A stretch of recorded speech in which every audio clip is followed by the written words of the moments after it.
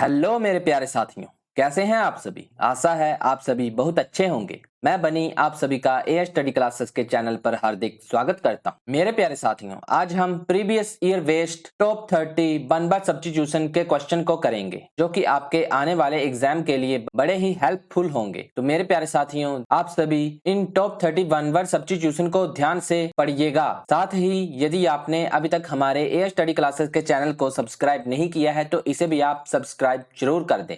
तो चलिए हम अपनी आज की वीडियो को शुरू करते हैं।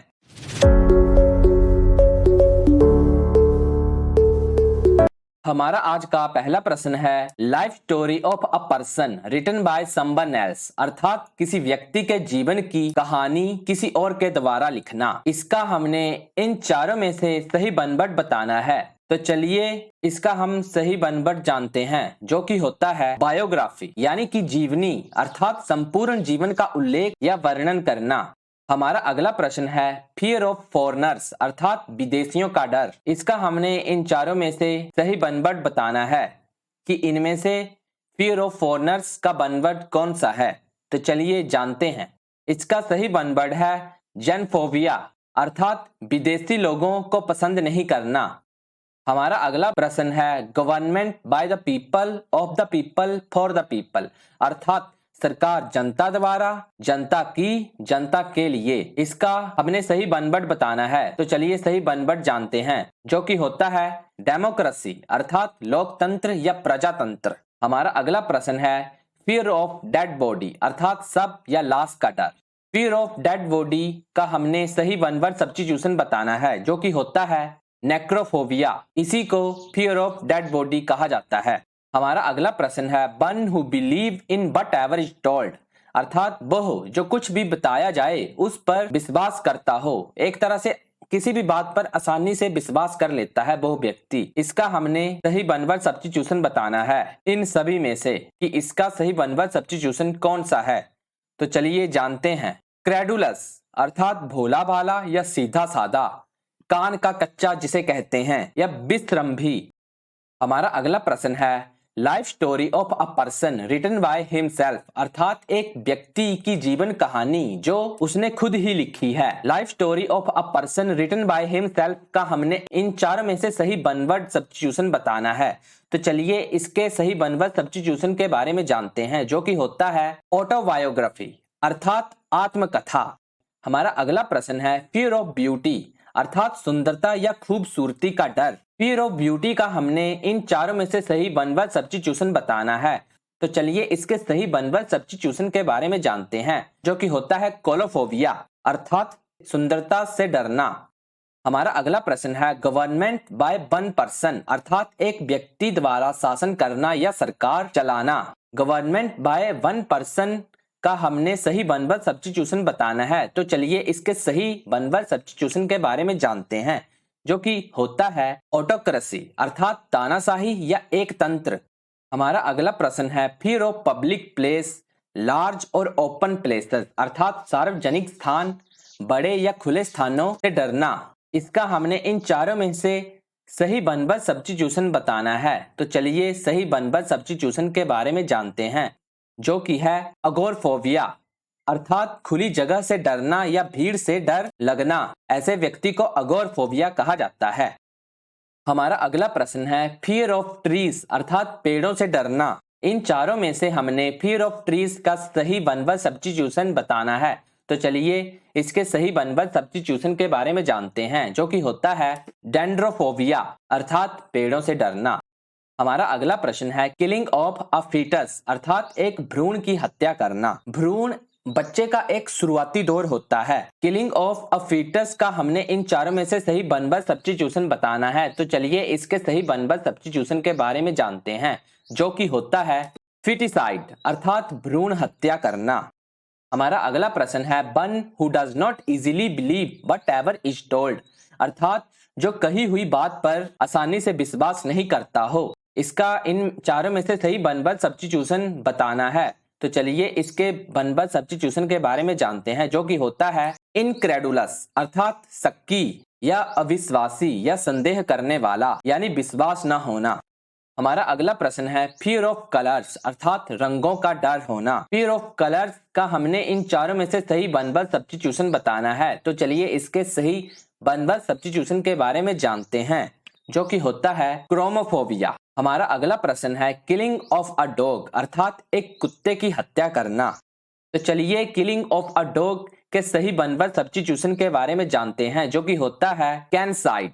हमारा अगला प्रश्न है प्लांट्स एंड एनिमल्स ग्रोइंग और लिविंग इन वाटर अर्थात ऐसे पौधे या जानवर जो पानी में उगते या रहते हैं, इनका इन चारों में से सही वन वर्ड सब्स्टिट्यूशन है एक्वाटिक अर्थात जलीय या जलचर, यानी कि पानी में पैदा होने वाला या रहने वाला, उसे ही एक्वाटिक कहा जाता है।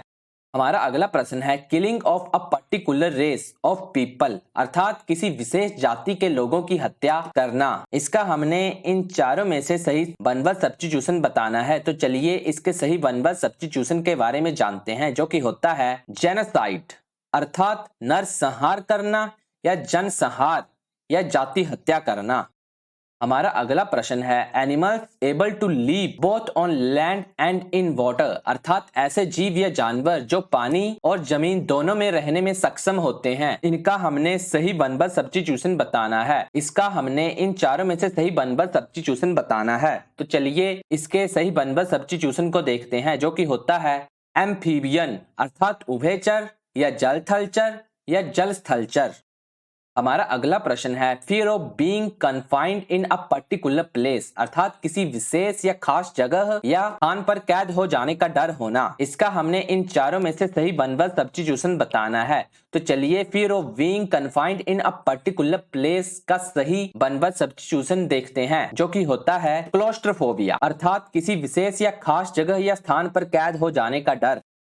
हमारा अगला प्रश्न है एनिमल्स विच गिव मिल्क अर्थात ऐसे जानवर या पशु जो दूध देते हैं, इनका सही वन वर्ड सब्स्टिट्यूशन बताना है, जो कि होता है मैमल्स अर्थात स्तनधारी या स्तनपाई। हमारा अगला प्रश्न है फियर ऑफ फायर अर्थात आग का डर होना। इसका हमने इन चारों में से सही वन वर्ड सब्स्टिट्यूशन बताना है। तो चलिए इसके सही वन वर्ड सब्स्टिट्यूशन के बारे में जानते हैं, जो कि होता है पायरोफोबिया अर्थात आग का डर। हमारा अगला प्रश्न है फोर फूटेड एनिमल अर्थात चार पैर वाला जानवर। इसका हमने इन चारों में से सही वन वर्ड सब्स्टिट्यूशन बताना है, जो कि होता है क्वाड्रुपेड अर्थात चौपाया या चतुष्पद, यानी कि चार पैरों वाला जानवर।